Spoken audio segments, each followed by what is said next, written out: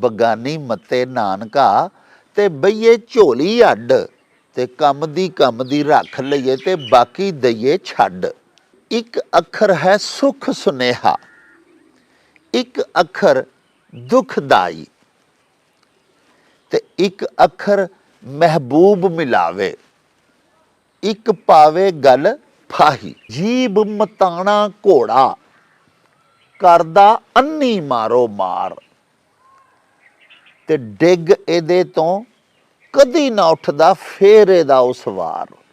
ਕਿ ਜੀ ਕਰਦਿਆਂ ਜੀਆਂ ਕੋਲੋਂ ਲੱਗਦੀ ਛਿੱਤਰ ਖਾਨ,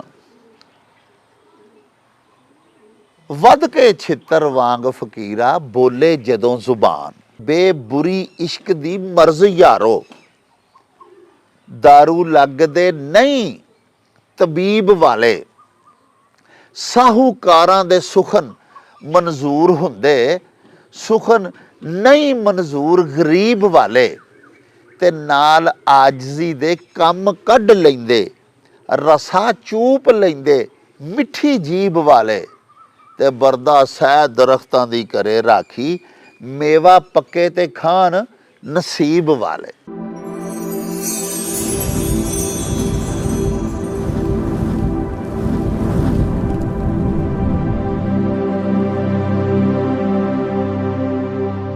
ਸ਼ੁਰੂ ਖੁਦਾ ਦੇ ਨਾਮੋਂ ਜਿਸ ਦਾ ਜੋੜ ਜਵਾਬ ਨਾ ਕੋਈ, ਜਿਸ ਦੀ ਰਹਿਮਤ ਬਖਸ਼ਿਸ਼ ਵਾਲਾ ਅੰਤ ਹਿਸਾਬ ਨਾ ਕੋਈ।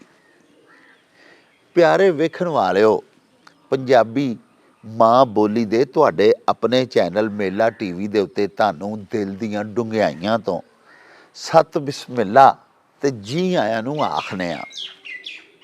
ਪਿਆਰਿਓ, ਸਾਡੇ ਬਹੁਤ ਸਾਰੇ ਵਿਊਅਰਸ, ਸਾਡੇ ਦਰਸ਼ਕ ਚੜ੍ਹਦੇ ਤੇ ਲਹਿੰਦੇ ਪੰਜਾਬ ਦੇ ਜਿਹੜੇ ਵਾਸੀ ਨੇ ਤੇ ਜਿਨ੍ਹਾਂ ਦਾ ਤਾਲੁਕ ਯੂਰਪ, ਕੈਨੇਡਾ, ਅਮਰੀਕਾ ਤੇ ਆਸਟ੍ਰੇਲੀਆ ਤੋਂ ਹੈ, ਉਹ ਸਾਨੂੰ ਇਹ ਹੁਕਮ ਦਿੰਦੇ ਰਹਿੰਦੇ ਨੇ ਭਈ ਅਸਾਂ ਇਹ ਜਿਹੜਾ ਮੇਲਾ ਸਜਾਇਆ ਹੋਇਆ ਹੈ ਇਹ ਆਪਣੀ ਪੰਜਾਬੀ ਮਾਂ ਬੋਲੀ ਦੇ ਚੜ੍ਹਾਵੇ ਤੇ ਵਧਾਵੇ ਦੇ ਵਾਸਤੇ ਅਸਾਂ ਸ਼ੁਰੂ ਕੀਤਾ ਹੋਇਆ ਹੈ। ਤੇ ਇਹਦੇ ਵਿੱਚ ਕਮ ਅਜ਼ ਕਮ ਹਫ਼ਤਾਵਾਰ ਇੱਕ ਪ੍ਰੋਗਰਾਮ ਅਜਿਹਾ ਜ਼ਰੂਰ ਹੋਣਾ ਚਾਹੀਦਾ ਹੈ ਜਿਹਦੇ ਵਿੱਚ ਅਸੀਂ ਆਪਣੇ ਕਲਾਸੀਕਲ ਪੰਜਾਬੀ ਦੇ ਜਿਹੜੇ ਪੋਇਟਸ ਨੇ ਜਾਂ ਸਾਡੇ ਜਦੀਦ ਕਵਿਤਾ ਲਿਖਣ ਵਾਲੇ ਜਿੰਨੇ ਸਾਡੇ ਕੀਵੀ ਨੇ, ਉਹਨਾਂ ਦੀ ਸ਼ਾਇਰੀ ਅਸੀਂ ਆਪਣੇ ਵਿਊਅਰਸ ਨੂੰ ਸੁਣਾਇਆ ਕਰੀਏ। ਪਿਆਰਿਓ, ਗੱਲ ਤੇ ਸਾਡੇ ਵਿਊਅਰਸ ਦੀ ਇਹ ਬੜੀ ਗਉ ਗੋਚਰੀ ਹੈ। ਆਪਣੀ ਮਾਂ ਬੋਲੀ ਬਾਰੇ ਸਾਡਾ ਇਹ ਫਰਜ਼ ਹੈ ਕਿ ਅਸੀਂ ਦੱਸੀਏ ਆਪਣੇ ਦਰਸ਼ਕਾਂ ਨੂੰ ਵੀ ਤੇ ਤਮਾਮ ਦੁਨੀਆ ਨੂੰ ਵੀ ਕਿ ਸਾਡਾ ਪੰਜਾਬੀ ਲਿਟਰੇਚਰ ਜਿਹੜਾ ਹੈ ਉਹ ਬੜਾ ਰਿਚ ਲਿਟਰੇਚਰ ਹੈ। ਸਾਡੇ ਪੰਜਾਬੀ ਅਦਬ ਦੀ ਝੋਲੀ ਹਮਾ ਕਿਸਮ ਦੇ ਇਸਨਾਫੇ ਸੁਖਨ ਦੇ ਨਾਲ ਭਰੀ ਹੋਈ ਹੈ ਤੇ ਪਰੁਚੀ ਹੋਈ ਹੈ। ਕਿਸੇ ਕਿਸਮ ਦਾ ਅਲਹਮਦੁਲਿਲਾ ਸਾਡੀ ਬੋਲੀ ਵਿੱਚ ਕੋਈ ਘਾਟਾ ਨਹੀਂ। ਇਸੇ ਹੀ ਗੱਲ ਨੂੰ ਆਪਣੇ ਵਿਊਅਰਸ ਦੇ ਇਸੇ ਹੀ ਹੁਕਮ ਨੂੰ ਸਿਰ ਮੱਥੇ ਤੇ ਰੱਖਦਿਆਂ ਹੋਇਆਂ ਅਸਾਂ ਹੁਣ ਨੇ ਮਤਾ ਪਕਾਇਆ ਹੈ ਕਿ ਸਾਡੇ ਜਿਹੜੇ ਪੰਜਾਬੀ ਜ਼ੁਬਾਨੋ ਅਦਬ ਦੇ ਮਹਾਨ ਕੀਵੀ ਨੇ, ਜਿਨ੍ਹਾਂ ਦੇ ਵਿੱਚ ਹਜ਼ਰਤ ਬਾਬਾ ਜੀ ਫਰੀਦੁੱਦੀਨ ਮਸੂਦ ਗੰਜੇ ਸ਼ਕਰ ਰਹਿਮਤੁল্ਲਾਹ ਤਾਲਾ ਅਲੈਹ ਨੇ, ਉਸ ਤੋਂ ਬਾਅਦ ਹਜ਼ਰਤ ਸਖੀ ਸੁਲਤਾਨੁਲ ਆਰਿਫੀਨ ਸੁਲਤਾਨ ਬਾਹੂ ਤੇ ਹਜ਼ਰਤ ਮਾਧੋ ਲਾਲ ਹੁਸੈਨ, ਜਿਨ੍ਹਾਂ ਨੂੰ ਹਜ਼ਰਤ ਸ਼ਾਹ ਹੁਸੈਨ ਲਾਹੌਰੀ ਵੀ ਆਖਿਆ ਜਾਂਦਾ ਹੈ।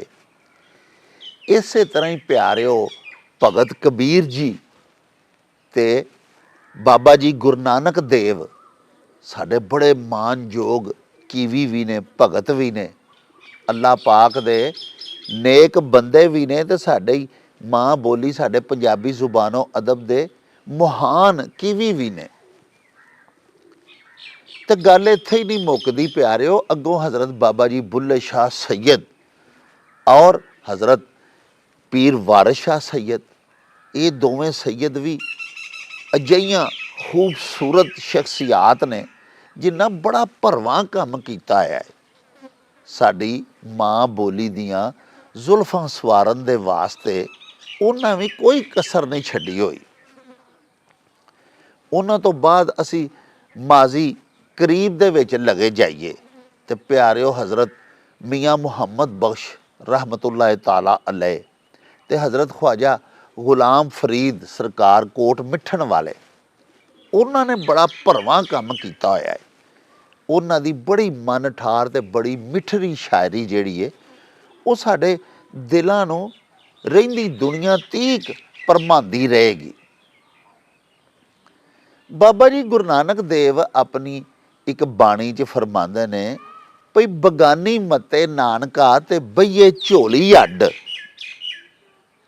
ਬਗਾਨੀ ਮਤੇ ਨਾਨਕਾ ਤੇ ਬਈਏ ਝੋਲੀ ਅੱਡ, ਤੇ ਕੰਮ ਦੀ ਰੱਖ ਲਈਏ ਤੇ ਬਾਕੀ ਦਈਏ ਛੱਡ।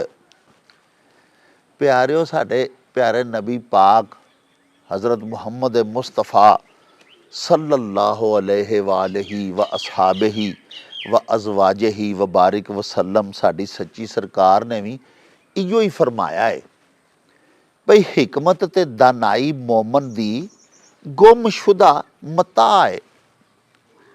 ਜਿੱਥੋਂ ਲੱਭੇ ਉਹ ਮੋਮਨ ਦੀ ਹੈ, ਮੋਮਨ ਦਾ ਕੰਮ ਹੈ ਉਹਨੂੰ ਲੈ ਲੈਣਾ। ਈਮਾਨ ਵਾਲਾ ਜਿਹੜਾ ਹੈ ਉਹ ਹਿਕਮਤੋਂ ਦਾਨਾਈ ਦੀ ਚੀਜ਼ ਇੰਝ ਹੀ ਸਮਝੇ ਜਿਵੇਂ ਉਹਦੀ ਆਪਣੀ ਕੋਈ ਖੜਾਚੀ ਸ਼ੈ ਸੀ, ਕੋਈ ਗੁਆਚੀ ਚੀਜ਼ ਸੀ। ਜਿੱਥੋਂ ਲੱਭੇ ਉਹਨੂੰ ਲੈ ਲੈਣਾ ਚਾਹੀਦਾ, ਪੱਲੇ ਬੰਨ੍ਹ ਲੈਣਾ ਚਾਹੀਦਾ। ਅੱਜ ਅਸੀਂ ਤੁਹਾਨੂੰ ਆਪਣੇ ਮਿੱਤਰਾਂ ਦੀ, ਆਪਣੇ ਵਿਊਅਰਸ ਦੀ ਫਰਮਾਇਸ਼ ਦੇ ਉੱਤੇ ਭਗਤ ਕਬੀਰ ਜੀ ਦਾ ਇੱਕ ਸ਼ੇਰ ਸੁਣਾਉਣ ਲੱਗੇ ਹਾਂ ਔਰ ਇਹਦੇ ਰੈਲੇਵੈਂਟ ਜਿਹੜੇ ਅਸ਼ਆਰ ਨੇ ਉਹ ਵੀ ਤੁਹਾਡੀ ਸੇਵਾ 'ਚ ਪੇਸ਼ ਕਰਾਂਗੇ। ਕੁਛ ਨਸੀਹਤ ਅਮੋਜ਼ ਵਾਕਿਆਤ ਤੁਹਾਨੂੰ ਸੁਣਾਵਾਂਗੇ। ਭਗਤ ਕਬੀਰ ਜੀ ਲਿਖਦੇ ਨੇ ਭਈ ਇੱਕ ਅੱਖਰ ਹੈ ਸੁਖ ਸੁਨੇਹਾ, ਇੱਕ ਅੱਖਰ ਦੁਖਦਾਈ, ਤੇ ਇੱਕ ਅੱਖਰ ਮਹਿਬੂਬ ਮਿਲਾਵੇ, ਇੱਕ ਪਾਵੇ ਗੱਲ ਫਾਹੀ। ਪਿਆਰਿਓ ਅਲਫਾਜ਼ ਦੀ ਤਾਕਤ ਦੀ ਬਾਤ ਇਹਦੇ ਵਿੱਚ ਕੀਤੀ ਗਈ ਹੋਈ ਹੈ। ਸਾਡੇ ਮੂੰਹ ਦੇ ਵਿੱਚੋਂ ਜਿਹੜਾ ਵੀ ਲਫ਼ਜ਼ ਨਿਕਲਦਾ ਹੈ ਉਹ ਬੜਾ ਤਾਕਤਵਰ ਹੁੰਦਾ ਹੈ, ਉਹਦੇ ਬਹੁਤ ਜ਼ਿਆਦਾ ਅਸਰਾਤ ਮੁਰਤਬ ਹੁੰਦੇ ਨੇ। ਸਾਮਈਨ ਦੇ ਉੱਤੇ ਵੀ ਜਿਹੜਾ ਸੁਣਦਾ ਹੈ ਉਹ ਉਹਦੇ ਤੋਂ ਮੁਤਾਸਰ ਹੁੰਦਾ ਹੈ। ਅਲਫਾਜ਼ ਖੁਸ਼ੀਆਂ ਵੀ ਬਖੇਰ ਦਿੰਦੇ ਨੇ। ਖੁਸ਼ਖਬਰੀ ਜਿਹੜੀ ਹੁੰਦੀ ਹੈ ਉਹ ਵੀ ਚੰਦ ਅਲਫਾਜ਼ ਦਾ ਹੀ ਮਜਮੂਆ ਹੁੰਦਾ ਹੈ ਨਾ। ਤੇ ਇਸੇ ਤਰ੍ਹਾਂ ਹੀ ਕੋਈ ਅਜਿਹੀ ਗੱਲ ਜਿਹੜੀ ਬੜੀ ਸੁਹਾਣੇ ਰੂਹ ਹੋਵੇ, ਜਿਹਨੂੰ ਸੁਣ ਕੇ ਬੰਦਾ ਬਿਲਕੁਲ ਹੀ ਹੱਥ ਪੈਰ ਹੀ ਛੱਡ ਜਾਵੇ, ਹਵਾਸ ਬਾਖਤਾ ਹੋ ਜਾਵੇ, ਉਹ ਵੀ ਅਲਫਾਜ਼ ਹੀ ਹੁੰਦੇ ਨੇ। ਸੋ ਭਗਤ ਕਬੀਰ ਜੀ ਪੈ ਫਰਮਾਉਂਦੇ ਨੇ ਕਿ ਇੱਕ ਅੱਖਰ ਹੈ ਸੁਖ ਸੁਨੇਹਾ, ਇੱਕ ਅਜਿਹਾ ਲਫ਼ਜ਼ ਹੁੰਦਾ ਹੈ ਜਿਹਨੂੰ ਸੁਣ ਕੇ ਬੰਦਾ ਖੁਸ਼ ਹੋ ਜਾਂਦਾ ਹੈ। ਉਹ ਸੁੱਖ ਦਾ ਸੁਨੇਹਾ ਲੈ ਕੇ ਆਉਂਦਾ ਹੈ। ਜਿਹਦੇ ਮੂੰਹ ਦੇ ਵਿੱਚੋਂ ਉਹ ਲਫ਼ਜ਼ ਨਿਕਲਦਾ ਹੈ ਉਹ ਖੁਸ਼ੀਆਂ ਬਰਪਾ ਕਰ ਦਿੰਦਾ ਹੈ। ਉਹ ਲਫ਼ਜ਼ ਜਿਹਦੇ ਮੂੰਹ 'ਚੋਂ ਨਿਕਲਦਾ ਹੈ ਸੁਣਨ ਵਾਲੇ ਖੁਸ਼ ਹੋ ਜਾਂਦੇ ਨੇ, ਰਾਜ਼ੀ ਹੋ ਜਾਂਦੇ ਨੇ, ਖੁਸ਼ਖਬਰੀ ਬਣਦਾ ਹੈ ਉਹ ਲਫ਼ਜ਼। ਤੇ ਇੱਕ ਅੱਖਰ ਦੁਖਦਾਈ, ਤੇ ਇੱਕ ਅਜਿਹਾ ਲਫ਼ਜ਼ ਵੀ ਹੁੰਦਾ ਹੈ ਜਿਹੜਾ ਮੂੰਹ ਦੇ ਵਿੱਚੋਂ ਨਿਕਲਦਾ ਹੈ ਤੇ ਦੁੱਖਾਂ ਨੂੰ ਵੰਗਾਰਦਾ ਹੈ, ਮੁਸੀਬਤਾਂ ਤੇ ਪਰੇਸ਼ਾਨੀਆਂ ਨੂੰ ਆਪਣੇ ਵੱਲ ਬੁਲਾਉਂਦਾ ਹੈ। ਇਹਦੀ ਮਿਸਾਲ ਮੈਂ ਇਸ ਤਰ੍ਹਾਂ ਵੀ ਦੇ ਸਕਦਾ ਵਾਂ ਪਿਆਰਿਓ ਕਿ ਤੁਸੀਂ ਦੇਖੋ,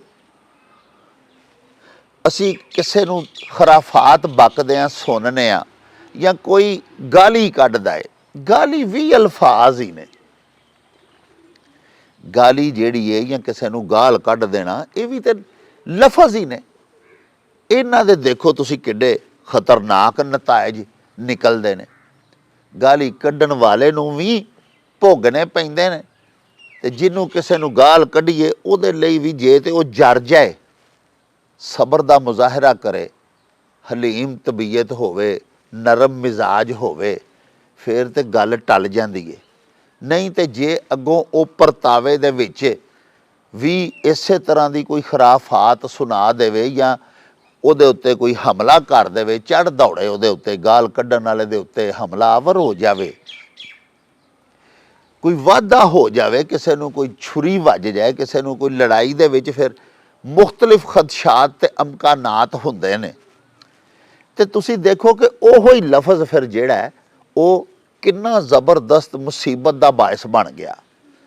ਉਹ ਲਫ਼ਜ਼ ਜਿਹੜਾ ਗਾਲੀ ਦੀ ਸੂਰਤ ਦੇ ਵਿੱਚ ਮੂੰਹ 'ਚੋਂ ਨਿਕਲਿਆ, ਉਹ ਕਿੱਡੀਆਂ ਔਕੜਾਂ ਲਿਆਂਦੀਆਂ ਉਹਨੇ, ਕਿੰਨੀਆਂ ਮੁਸੀਬਤਾਂ ਆ ਗਈਆਂ ਉਸ ਬੰਦੇ ਦੇ ਅੱਗੇ ਜਿਹਨੇ ਗਾਲ ਕੱਢੀ ਸੀ। ਸੋ ਭਗਤ ਕਬੀਰ ਜੀ ਪੇ ਆਖਦੇ ਨੇ ਵੀ ਇੱਕ ਅੱਖਰ ਹੈ ਸੁੱਖ ਸੁਨੇਹਾ, ਇੱਕ ਅਜਿਹਾ ਲਫ਼ਜ਼ ਹੈ ਜਿਹੜਾ ਸੁੱਖਾਂ ਦਾ ਸਬੱਬ ਬਣਦਾ ਹੈ, ਖੁਸ਼ੀਆਂ ਲਿਆਉਂਦਾ ਹੈ। ਤੇ ਇੱਕ ਅੱਖਰ ਦੁਖਦਾਈ, ਤੇ ਇੱਕ ਲਫ਼ਜ਼ ਮੁਸੀਬਤਾਂ ਨੂੰ, ਸਿਆਪਿਆਂ ਨੂੰ ਵੰਗਾਰਦਾ ਹੈ, ਬੁਲਾਉਂਦਾ ਹੈ। ਤੇ ਇੱਕ ਅੱਖਰ ਮਹਿਬੂਬ ਮਿਲਾਵੇ। ਹੁਣ ਤੁਸੀਂ ਦੇਖੋ ਪਿਆਰਿਓ ਕਿ ਜਿਹੜੇ ਅੱਲਾਹ ਪਾਕ ਸੱਚੇ ਸਾਹਿਬ ਦੇ ਇਸਮਾਏ ਮੁਕੱਦਸ ਨੇ, ਅਸੀਂ ਉਹ ਅੱਲਾਹ ਪਾਕ ਦੇ ਨਾਂ ਪੁਕਾਰਨੇ ਆ, ਜਪਨੇ ਆ, ਉਹਨਾਂ ਦਾ ਵਿਰਦ ਕਰਨੇ ਆ, ਜਾਂ ਕੁਰਾਨ ਪਾਕ ਦੀ ਅਸੀਂ ਤਲਾਵਤ ਕਰਨੇ ਆ, ਆਯਾਤ ਜਿਹੜੀਆਂ ਨੇ ਕੁਰਾਨ ਪਾਕ ਦੀਆਂ ਉਹ ਪੜ੍ਹਨੇ ਆ, ਇਹ ਵੀ ਅਲਫਾਜ਼ ਹੀ ਨੇ। ਇਹ ਅੱਲਾਹ ਪਾਕ ਸੱਚੇ ਸਾਈਂ ਦੇ ਨਾਲ ਅੱਲਾਹ ਪਾਕ ਦੇ ਬੰਦੇ ਨੂੰ ਮਿਲਾ ਦਿੰਦੇ ਨੇ। ਇਬਾਦਤ ਕਰਨ ਵਾਲਾ ਜਿਹੜਾ ਅਬਦ ਹੈ, ਉਹ ਇਬਾਦਤ ਇਸ ਤਰ੍ਹਾਂ ਹੀ ਕਰਦਾ ਨਾ ਕਿ ਉਹ ਨਾਂ ਜਪਦਾ, ਉਹ ਵਿਰਦ ਕਰਦਾ, ਤੇ ਉਹ ਅਲਫਾਜ਼ ਹੀ ਨੇ, ਉਹ ਅੱਲਾਹ ਪਾਕ ਨਾਲ ਮਿਲਾ ਦਿੰਦੇ ਨੇ। ਇੱਕ ਅੱਖਰ ਹੈ ਸੁੱਖ ਸੁਨੇਹਾ, ਤੇ ਇੱਕ ਅੱਖਰ ਦੁਖਦਾਈ, ਤੇ ਇੱਕ ਅੱਖਰ ਮਹਿਬੂਬ ਮਿਲਾਵੇ, ਇੱਕ ਪਾਵੇ ਗੱਲ ਫਾਹੀ। ਤੇ ਕੁਝ ਅਜਿਹੇ ਅਲਫਾਜ਼ ਨੇ ਜਿਨ੍ਹਾਂ ਦਾ ਵਿਰਦ ਕਰਦੇ ਰਹੀਏ, ਜਿਨ੍ਹਾਂ ਨੂੰ ਜਪਦੇ ਰਹੀਏ ਤੇ ਮੁਰਾਦ ਹਾਸਲ ਹੋ ਜਾਂਦੀ ਹੈ। ਅੱਲਾਹ ਪਾਕ ਸੱਚੇ ਸਾਈਂ ਦੇ ਨਾਲ ਮੁਲਾਕਾਤ ਹੋ ਜਾਂਦੀ ਹੈ, ਰੱਬ ਮਿਲ ਜਾਂਦਾ ਹੈ। ਤੇ ਇੱਕ ਪਾਵੇ ਗੱਲ ਫਾਹੀ, ਤੇ ਕੁਝ ਅਜਿਹੇ ਅਲਫਾਜ਼ ਨੇ ਜਿਨ੍ਹਾਂ ਨੂੰ ਅਸੀਂ ਅਦਾ ਕਰ ਦਈਏ, ਮੂੰਹ ਦੇ ਵਿੱਚੋਂ ਨਿਕਲ ਜਾਣ ਤੇ ਸਜ਼ਾਏ ਮੌਤ ਤੱਕ ਵੀ ਬੰਦੇ ਨੂੰ ਪਹੁੰਚਾ ਦਿੰਦੇ ਨੇ, ਗੱਲ 'ਚ ਫਾਈ ਵੀ ਪਵਾ ਦਿੰਦੇ ਨੇ, ਹੁੰਦੇ ਉਹ ਵੀ ਲਫ਼ਜ਼ ਹੀ ਨੇ। ਪਿਆਰਿਓ, ਭਗਤ ਕਬੀਰ ਜੀ ਫਰਮਾਉਂਦੇ ਨੇ ਕਿ ਸ਼ਬਦ ਸ਼ਬਦ ਸਭ ਕੋਈ ਕਹੇ, ਸ਼ਬਦ ਕੇ ਹੱਥ ਨਾ ਪਾਉ।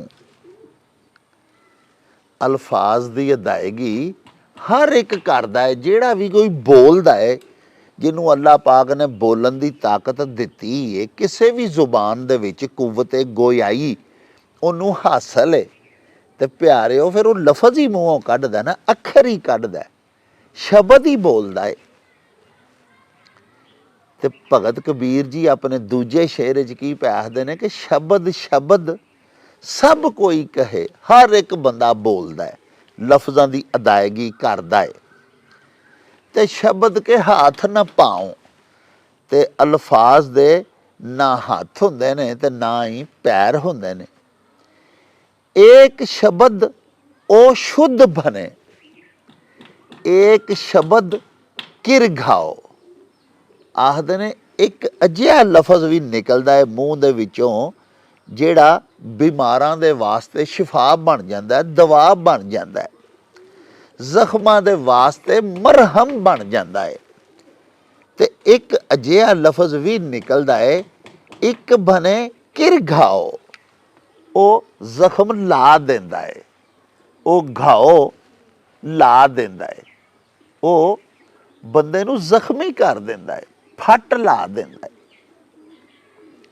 ਇਹ ਦੋਵੇਂ ਸ਼ੇਰ ਜਿਹੜੇ ਭਗਤ ਕਬੀਰ ਜੀ ਨੇ ਆਖੇ ਨੇ, ਇਹਨਾਂ ਦੋਵਾਂ ਅਸ਼ਆਰ ਦੇ ਵਿੱਚ ਅਲਫਾਜ਼ ਦੀਆਂ ਮੁਖਤਲਿਫ ਤਾਕਤਾਂ ਬਿਆਨ ਉਹਨਾਂ ਕੀਤੀਆਂ ਨੇ ਕਿ ਅਲਫਾਜ਼ ਦੀ ਕੀ ਤਾਕਤ ਹੈ।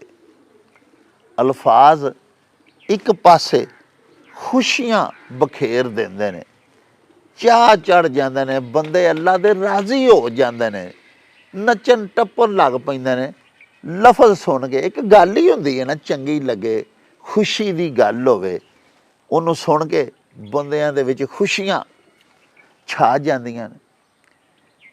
ਤੇ ਇੱਕ ਅਜਿਹੇ ਅਲਫਾਜ਼ ਵੀ ਹੁੰਦੇ ਨੇ ਜਿਨ੍ਹਾਂ ਦੇ ਹੱਥ ਪੈਰ ਹਾਲਾਂਕਿ ਕੋਈ ਨਹੀਂ ਹੁੰਦੇ। ਬੰਦੇ ਦਾ ਤੇ ਹੱਥ ਹੋਇਆ ਤੇ ਬੰਦੇ ਨੇ ਕਿਸੇ ਨੂੰ ਚਪੇੜ ਕੱਢ ਮਾਰੀ, ਕਿਸੇ ਨੂੰ ਥੱਪੜ ਕੱਢ ਮਾਰਿਆ। ਇਸੇ ਤਰ੍ਹਾਂ ਪਾਉ ਹੁੰਦੇ ਨੇ, ਲੱਤਾਂ ਹੁੰਦੀਆਂ ਨੇ ਬੰਦਿਆਂ ਦੀਆਂ, ਕਿਸੇ ਨੂੰ ਠੁੱਡਾ ਕੱਢ ਮਾਰਦਾ ਬੰਦਾ, ਤਕਲੀਫ ਪਹੁੰਚਾ ਸਕਦਾ। ਅਲਫਾਜ਼ ਦੇ ਭਗਤ ਕਬੀਰ ਜੀ ਆਖਦੇ ਨੇ ਕਿ ਹੱਥ ਪੈਰ ਨਹੀਂ ਹੁੰਦੇ, ਲੇਕਿਨ ਇਹ ਫੇਰ ਵੀ ਜ਼ਖਮਾਂ ਲਈ ਮਰਮ ਦਾ ਕੰਮ ਵੀ ਕਰਦੇ ਨੇ, ਬਿਮਾਰਾਂ ਨੂੰ ਸ਼ਫਾ ਵੀ ਦੇ ਦਿੰਦੇ ਨੇ, ਔਰ ਘਾਓ ਵੀ ਲਾ ਦਿੰਦੇ ਨੇ, ਫੱਟ ਵੀ ਲਾ ਦਿੰਦੇ ਨੇ, ਜ਼ਖਮੀ ਵੀ ਕਰ ਦਿੰਦੇ ਨੇ। ਅਲਫਾਜ਼ ਹੀ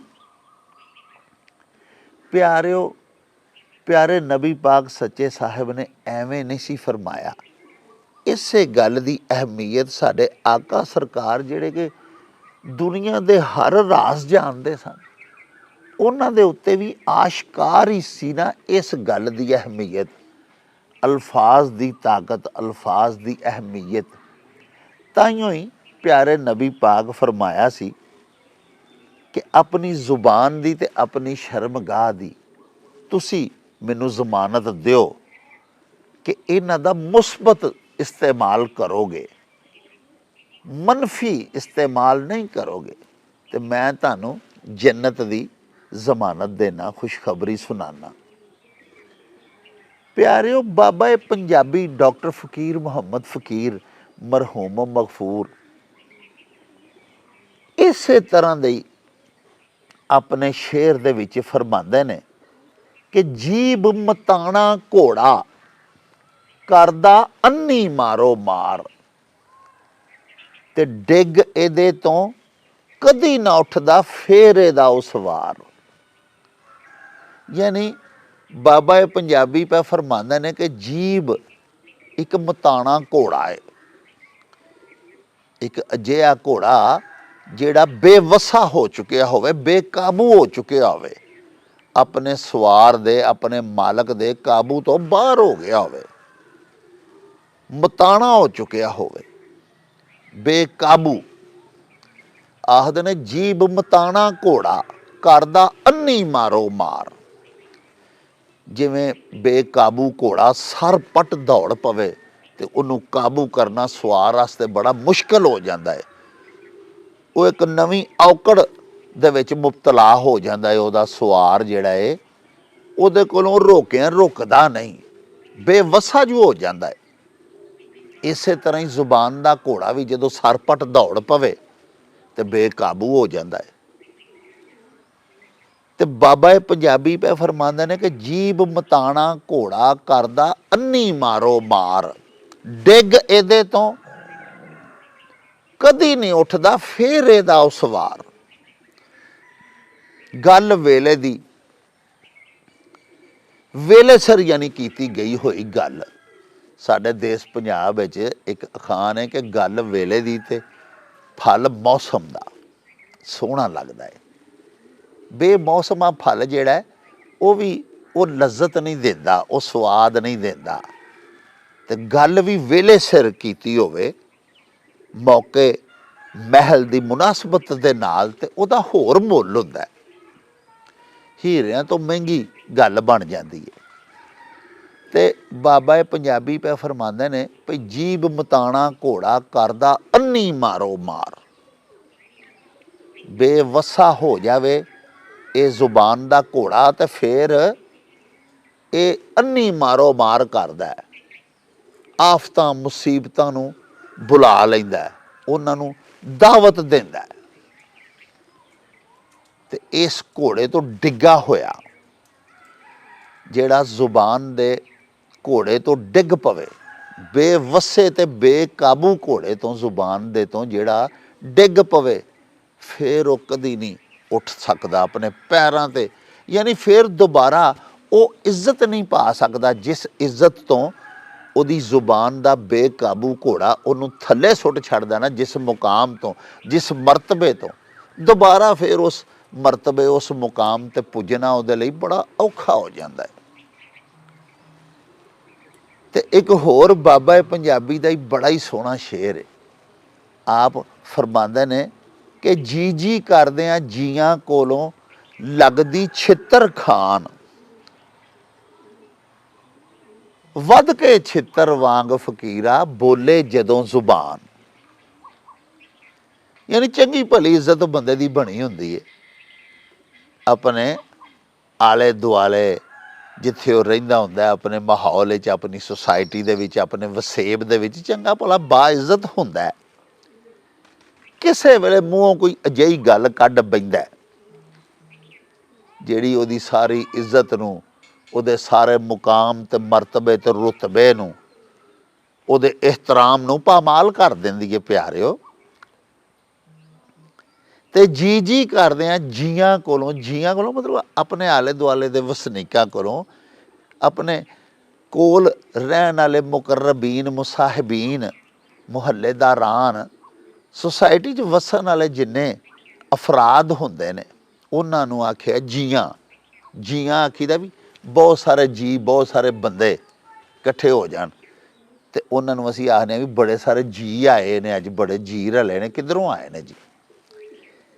ਤੇ ਬਾਬਾ ਪੰਜਾਬੀ ਪਾ ਫਰਮਾਉਂਦੇ ਨੇ ਵੀ ਚੰਗੀ ਭਲੀ ਜੀ ਜੀ ਕਰਦਾ ਬੰਦਾ ਆਪੇ ਵੀ ਤੇ ਅਗਲੇ ਵੀ ਸਾਰੇ ਜੀ ਤੁਹਾਨੂੰ ਜੀ ਜੀ ਕਰਕੇ ਪਿਆ ਬੁਲਾਉਂਦੇ ਨੇ। ਲੇਕਿਨ ਜ਼ਰਾ ਜਿਹਾ ਇਹਦਾ ਇਸਤੇਮਾਲ ਮਨਫੀ ਕਰ ਲਈਏ ਤੇ ਕੀ ਹੁੰਦਾ ਕਿ ਜੀ ਜੀ ਕਰਦਿਆਂ ਜੀਆਂ ਕੋਲੋਂ ਲੱਗਦੀ ਛਿੱਤਰ ਖਾਨ, ਵੱਧ ਕੇ ਛਿੱਤਰ ਵਾਂਗ ਫਕੀਰਾ ਬੋਲੇ ਜਦੋਂ ਜ਼ੁਬਾਨ। ਕਿੰਨਾ ਖੂਬਸੂਰਤ ਸ਼ੇਰ ਹੈ ਕਿ ਛਿੱਤਰ ਵਾਂਗੂ ਜਦੋਂ ਵੱਧ ਜਾਏ ਜ਼ੁਬਾਨ। ਸਾਡੇ ਪੰਜਾਬੀ 'ਚ ਆਖਦੇ ਨੇ ਮਾਂ ਬੋਲੀ ਵਿੱਚ, ਬੇਕਾਬੂ ਜਿਹਦੀ ਜ਼ੁਬਾਨ ਹੋਵੇ, ਜਿਹੜਾ ਤਲਖ ਨਵਾਈ ਕਰਦਾ ਹੋਵੇ, ਜਿਹੜਾ ਜਦੋਂ ਬੋਲੇ ਕੌੜਾ ਹੀ ਬੋਲੇ, ਤੁਰਸ਼ਗੋ ਸ਼ਖਸ ਜਿਹੜਾ ਹੁੰਦਾ ਉਹਦੇ ਬਾਰੇ 'ਚ ਸਾਡੇ ਪੰਜਾਬੀ 'ਚ ਆਖਦੇ ਨੇ ਵੀ ਇਹਦੀ ਜ਼ੁਬਾਨ ਵੇਖੋ ਜੀ ਕਿੱਡੀ ਛਿੱਤਰ ਵਾਂਗੂ ਵਧੀ ਹੈ। ਯਾਨੀ ਕਿਸੇ ਵੱਡੇ ਛੋਟੇ ਦਾ ਲਿਹਾਜ਼ ਹੀ ਨਹੀਂ ਕਰਦਾ, ਕਿਸੇ ਦਾ ਇਹਤਰਾਮ ਹੀ ਨਹੀਂ ਮਲਹੂਜ਼ੇ ਖਾਤਰ ਰੱਖਦਾ। ਤੇ ਬਾਬਾ ਜੀ ਵੀ ਪੈ ਫਰਮਾਉਂਦੇ ਨੇ ਭਈ ਜੀ ਜੀ ਕਰਦੇ ਆ ਜੀਆਂ ਕੋਲੋਂ ਲੱਗਦੀ ਛਿੱਤਰ ਖਾਨ, ਵੱਧ ਕੇ ਛਿੱਤਰ ਵਾਂਗ ਫਕੀਰਾ ਬੋਲੇ ਜਦੋਂ ਜ਼ੁਬਾਨ। ਤੇ ਪਿਆਰਿਓ ਮੌਲਾਨਾ ਰੂਮ ਵੀ ਫਰਮਾਉਂਦੇ ਨੇ ਕਿ ਬਦ ਕਲਾਮ ਸ਼ਖਸ ਜਿਹੜਾ, ਬਦਗੋ ਸ਼ਖਸ ਜਿਹੜਾ, ਬੁਰਾ ਬੋਲਣ ਵਾਲਾ, ਕੌੜਾ ਬੋਲਣ ਵਾਲਾ, ਤਲਖ ਨਵਾ, ਫਰਮਾਉਂਦੇ ਨੇ ਮੌਲਾਨਾ ਰੂਮ ਕਿ ਉਹਦਾ ਸ਼ਹਿਦ ਵੀ ਕੌੜਾ ਹੁੰਦਾ। ਯਾਨੀ ਇੱਕ ਬੰਦਾ ਸ਼ਹਿਦ ਪਿਆ ਵੇਚਦਾ, ਸ਼ਹਿਦ ਤੋਂ ਮਿੱਠੀ ਹੁਣ ਕਿਹੜੀ ਚੀਜ਼ ਹੈ, ਮਿਠਾਸ ਭਰਿਆ ਸ਼ਹਿਦ ਉਹ ਵੇਚਦਾ ਹੈ ਪਿਆ, ਲੇਕਿਨ ਉਹਦੀ ਆਪਣੀ ਜ਼ੁਬਾਨ ਕੌੜੀ ਹੈ। ਉਹਨੂੰ ਗਾਹਕ ਨਾਲ ਗੱਲ ਕਰਨ ਦੀ ਜਾਚ ਨਹੀਂ। ਉਹਨੂੰ ਖਰੀਦਦਾਰ ਜਦੋਂ ਆਉਂਦਾ ਹੈ ਤੇ ਉਹਦੀ ਆਦਰ ਭਾਅ ਨਹੀਂ ਕਰਦਾ। ਉਹਨੂੰ ਪਤਾ ਹੀ ਨਹੀਂ ਵੀ ਖਰੀਦਦਾਰ ਦੇ ਨਾਲ ਕਿਸ ਤਰ੍ਹਾਂ ਘੂਣਾ, ਕਿਸ ਤਰ੍ਹਾਂ ਬੋਲਣਾ, ਕਿਸ ਤਰ੍ਹਾਂ ਪਿਆਰੇ ਅੰਦਾਜ਼ ਦੇ ਵਿੱਚ ਸ਼ਾਇਦ ਜਿਹੜਾ ਉਹਦੀ ਪ੍ਰੈਜੈਂਟੇਸ਼ਨ ਕਰਨੀ ਹੈ, ਉਹਦੇ ਅੱਗੇ ਪੇਸ਼ ਕਰਨਾ ਹੈ। ਗੱਲਬਾਤ ਸੋਹਣੀ ਕਰਨ ਦਾ ਉਹਨੂੰ ਪਤਾ ਹੀ ਨਹੀਂ ਤੇ ਉਹਦਾ ਫਿਰ ਸ਼ਾਇਦ ਨਹੀਂ ਵਿਕਦਾ। ਮੌਲਾਨਾ ਰੂਮ ਫਰਮਾਉਂਦੇ ਨੇ ਕਿ ਤਲਖ ਨਵਾ ਦਾ ਸ਼ਹਿਦ ਵੀ ਕੌੜਾ ਹੁੰਦਾ ਹੈ। ਯਾਨੀ ਉਹਦਾ ਸ਼ਹਿਦ ਜਿਹੜਾ ਮਿੱਠਾ ਸਰਾ ਹੁੰਦਾ ਹੀ ਸਰਾਸਰ ਮਿੱਠਾ, ਲੇਕਿਨ ਉਹਦਾ ਕੌੜਾ ਹੀ ਹੋਏਗਾ ਕਿਉਂਕਿ ਉਹਦੀ ਜ਼ੁਬਾਨ ਕੌੜੀ। ਤੇ ਜਿਹਦੀ ਜ਼ੁਬਾਨ ਮਿੱਠੀ ਹੈ ਪਿਆਰਿਓ, ਉਹਨੂੰ ਹਰ ਮੈਦਾਨ 'ਚ ਫਤਹ ਹੈ, ਉਹਦੀ ਜ਼ਿੰਦਗੀ ਆਸਾਨ ਹੋ ਜਾਂਦੀ ਹੈ। ਮਾਨ ਮੱਤੀਏ ਰੂਪ ਗੁਮਾਨ ਭਰੀਏ, ਅਠਕੇਲੀਏ ਰੰਗ ਰੰਗੀਲੀਏ ਨੀ, ਤੇ ਆਸ਼ਕ ਭੌਰ ਫਕੀਰ ਤੇ ਨਾਂਗ ਕਾਲੇ, ਬਿਨਾ ਮੰਤਰੋਂ ਮੂਲ ਨਾ ਕੀਲੀਏ ਨੀ, ਤੇਰੇ ਪਲੰਗ ਦਾ ਰੰਗ ਨਾ ਰੂਪ ਘਟਿਆ, ਨਾ ਕਰ ਸ਼ੋਧੀਆਂ ਨਾਲ ਬਖੀਲੀਏ ਨੀ, ਤੇ ਵਾਰਿਸ ਸ਼ਾਹ ਬਿਨ ਕਾਰਦੋਂ ਜ਼ਿਬਾ ਕਰੀਏ, ਬੋਲ ਨਾਲ ਜ਼ੁਬਾਨ ਰਸੀਲੀਏ ਨੀ। ਯਾਨੀ ਪਿਆਰਿਓ ਤੁਸੀਂ ਦੇਖੋ ਕਿ ਵਾਰਿਸ ਸ਼ਾਹ ਸੈਯਦ ਇਹ ਜਿਹੜੇ ਅਸ਼ਆਰ ਲਿਖੇ ਨੇ, ਇਹਨਾਂ ਦੇ ਵਿੱਚ ਆਖਰੀ ਮਿਸਰਾ ਜਿਹੜਾ ਹੈ ਜਿਹਦੇ 'ਚ ਵਾਰਿਸ ਸ਼ਾਹ ਹੋਰਾਂ ਆਪਣਾ ਨਾਂ ਵਰਤਿਆ, ਉਹ ਇਸ ਤਰ੍ਹਾਂ ਹੈ कि वारशा बिन कार दो ज़िबा करिए, बोल नाल जुबान रसीलीए नहीं।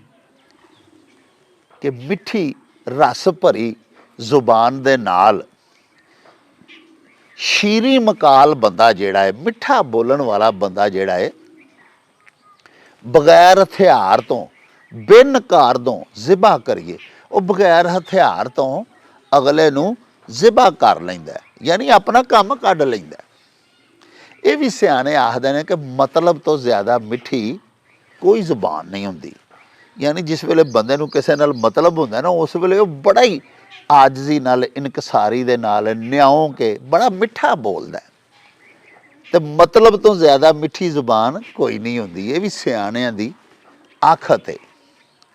ते प्यारिओ, वारिस शाह सैयद पर लिखते ने कि वारिस शाह बिन कारदों ज़िबा करिए, बोल नाल जुबान रसीलीए। मिठी जुबान दे नाल बगैर छुरी तो, बगैर हथियार तो, किसी औजार तो अगले नूं ज़िबा कर लईदा है, यानी अगले तो अपना मतलब कढ लईदा है। ते प्यारिओ, इसे तरह ही एक होर साडी माँ बोली दे, साडे देश पंजाब दे बड़े महान किवी हो गुजरे ने, जिन्हां दा नां सी बरदे खान, पिशावर दे रहन वाले सन ते बरदा पिशावरी तखल्लस करदे सन। उन्हां दा एक चौमिसरा है, बड़ा ही मत भरिया। आप जी इस तरह लिखते ने कि बेबुरी इश्क दी मर्ज यारो, दारू लगदे नहीं तबीब वाले, साहूकारां दे सुखन मंजूर हुंदे, सुखन नहीं मंजूर गरीब वाले, ते नाल आजजी दे कम कढ लैंदे, रसा चूप लैंदे मिठी जीब वाले, ते बरदा सह दरख्तां दी करे राखी, मेवा पक्के ते खान नसीब वाले।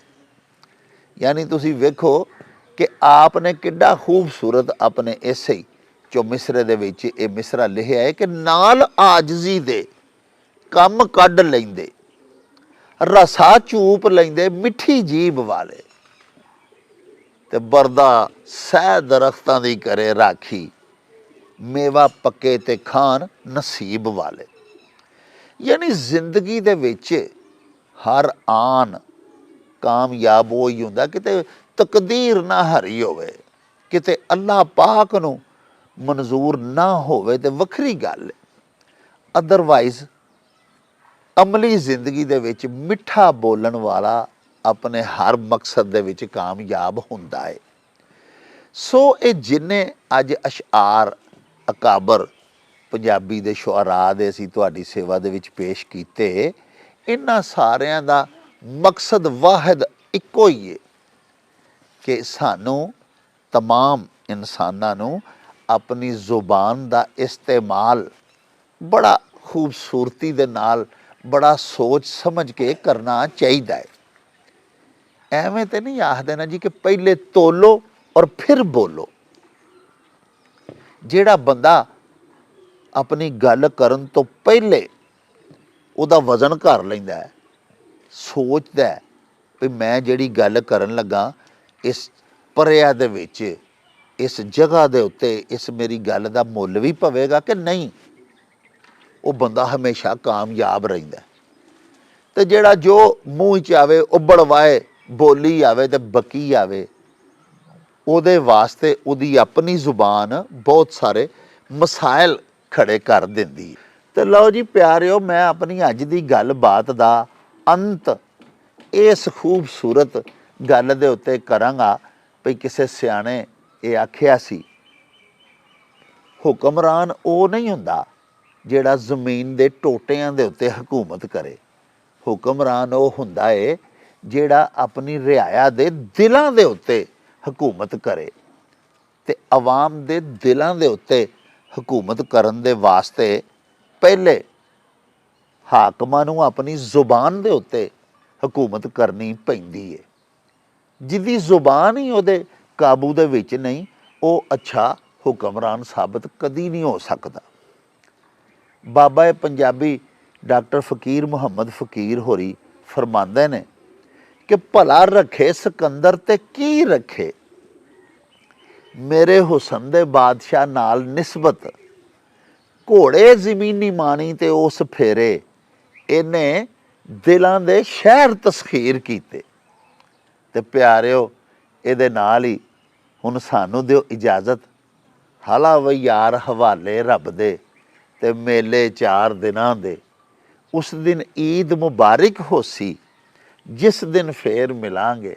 ਰੱਬ ਰਾਖਾ ਤੇ ਅੱਲਾ ਬੇਲੀ।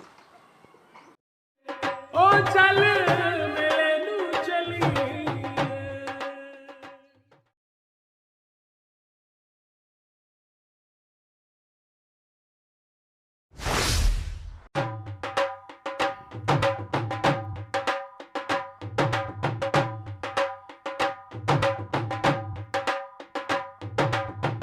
ਰੌਣਕ ਹੋ ਜਾਊ ਛੱਟ ਵੇ, ਚੱਲ ਮੇਲੇ ਨੂੰ ਚਲੀਏ। ਓ ਰੌਣਕ ਹੋ ਜਾਊ ਛੱਟ ਵੇ, ਚੱਲ ਮੇਲੇ ਨੂੰ ਚਲੀਏ। ਮੱਲਾ ਕੱਢ ਕੁੜਦੇ ਦੇ ਵੱਟ ਵੇ, ਚੱਲ ਮੇਲੇ ਨੂੰ ਚਲੀਏ। ਹਾਏ ਚੱਲ ਮੇਲੇ ਨੂੰ ਚਲੀਏ। ਓ ਚੱਲ